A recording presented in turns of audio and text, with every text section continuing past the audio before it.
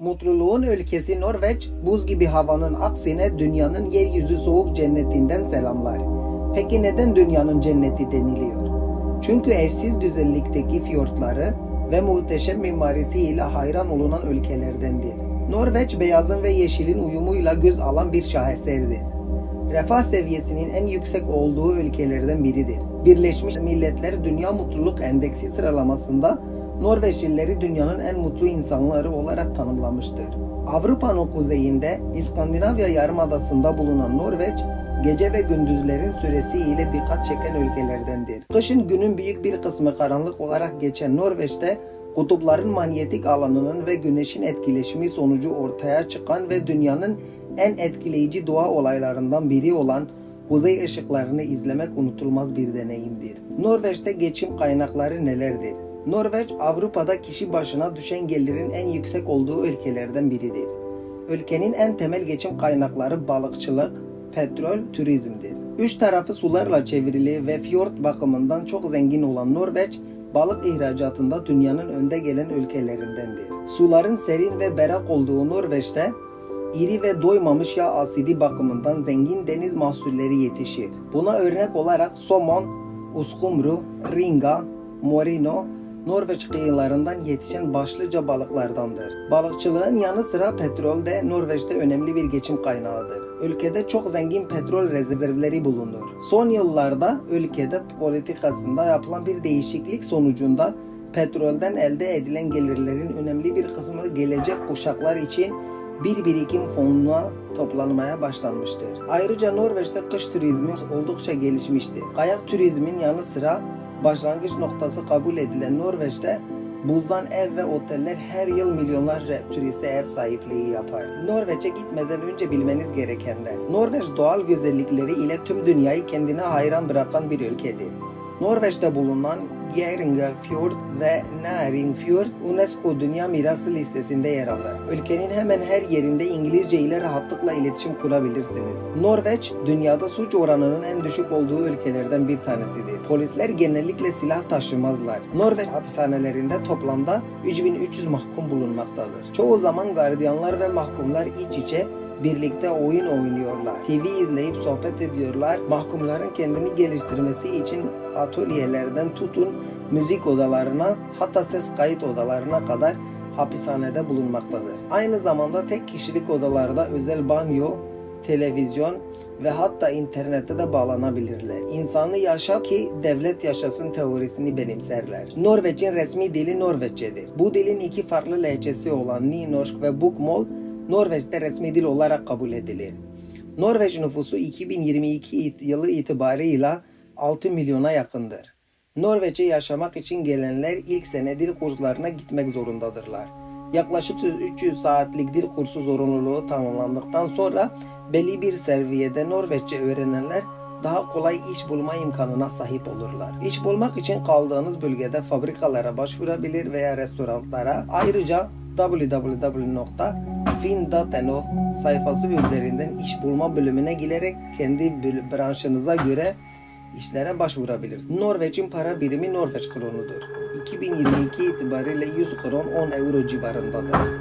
Kur farklarından dolayı euroya çevirmem doğru olmadığından kron bazında örnek verecek olursam, herhangi bir restoranda işe başladığınızda minimum saat başı asgari ücret 168 krondur. Norveç'te haftada 37 saat çalışılmaktadır. Aylık yaklaşık minimum asgari ücret 27.000 Norveç kronuna tekabül etmektedir. Vergileri düştükten sonra 18-19 bin kron kalmaktadır. Köylerde şehirlere göre ev kiraları daha ucuzdur. Köylerde bulunan evlerin aylık kirası 4.500 kron ile 7.000 kron arası değişmektedir. Kiralara genelde su, internet, televizyon, hatta bazen de elektrik de dahildir. En azından benim kaldığım yerde, yani Trondheim'e 2 saat uzaklıkta olan bir köyde durumlar böyle. Aylık mutfak giderleri bir kişi için aşağı yukarı 4000 krondur. Buna sigara ve içki dahil değildir. Norveç'te zorunlu eğitim 10 yıldır. Zorunlu olmadığı halde en az 3 yıl anaokul eğitimi alan Norveçli çocuklar 6 yaşlarını dolduracakları yıl ilkokula başlarlar. 7 yıl sürecek ilkokul müfredatı diğer ülkelerde 4 ya da 5 yılda okutulanla eşdeğerdir. 12-15 yaş arasında da sınav ve karne ile tanıştıkları mecburi ortaokul eğitimini alırlar. Devlet üniversitelerinde ücretsiz eğitim hakkından faydalanabilir. Ayrıca geri ödemesiz burslarla devlet destekli hayatınızı geçindirebilirsiniz. Okulun yanında üniversite öğrencisi olarak haftada %20 oranında yasal olarak çalışabilir.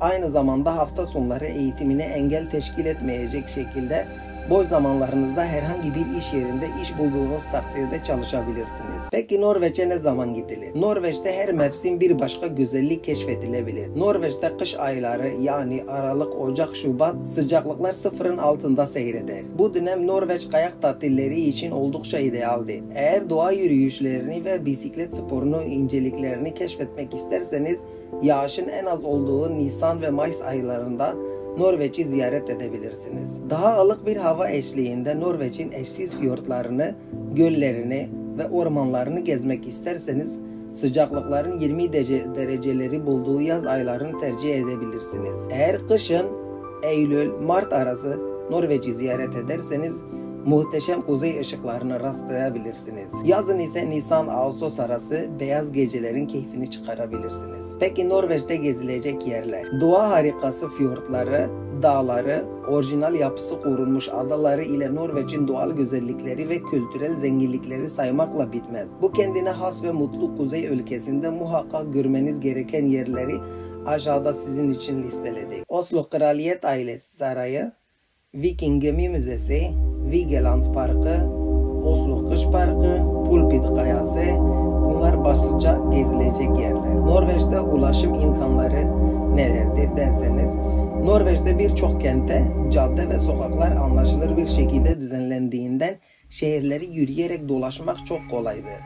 Eğer yürüyerek şehir turu atmak isterseniz ayakkabılarınızın ve kıyafetlerinizin soğuğa karşı korunaklı olmasını tavsiye ederiz. Ülkede birçok şehirde şehir içi ulaşım otobüs ve tramvaylar ile sağlanır. Bu vasıtalar için online olarak önceden bilet almak mümkündür. Şehir içi otobüs ve tramvay güzergahlarını gösteren uygulamaları telefonunuza yükleyebilir veya şehirlerde bulunan turist bilgi noktalarından bu konuda yardım alabilirsiniz. Norveç'te taksiler de bulunur ancak genellikle taksi ücretleri çok pahalıdır. Norveç'te nerede kalınır? Norveç'te en lüks buz otellerden uygun fiyatlı pansiyonlara ve apart evlere kadar birçok farklı konaklama seçeneği bulunur. Ülkenin en çok ziyaret alan şehri Oslo'da konaklama açısından oldukça zengindir. Oslo'da hareketli ve gece hayatının olduğu bir bölgede konaklamak istiyorsanız şehir merkezini Karl Johans Gate ve Frogner bölgesini tercih edebilirsiniz. Uyudunuz ve kalktınız. Aklınıza herhangi bir yemek gelmeyecek olduysa unutmayın ki bunun yanı sıra kuzu eti ve ren geyiği eti de Norveç'te tüketilen hayvansal gıdalardandır. Etlerinin lezzeti kadar Norveç'in krepleri, ekmekleri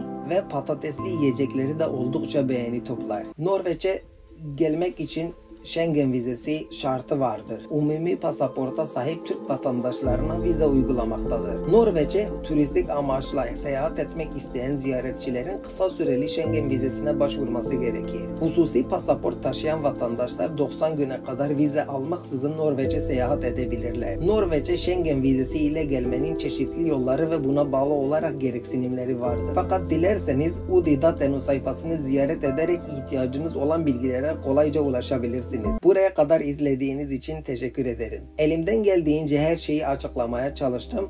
Aklınızda herhangi bir soru kaldıysa yorumlarda belirtebilirsiniz. Bu türden içeriklerin devam etmesini istiyorsanız kanala abone olup videoya like atmayı unutmayın. Bir dahaki videoda görüşmek dileğiyle. Hoşça kalın.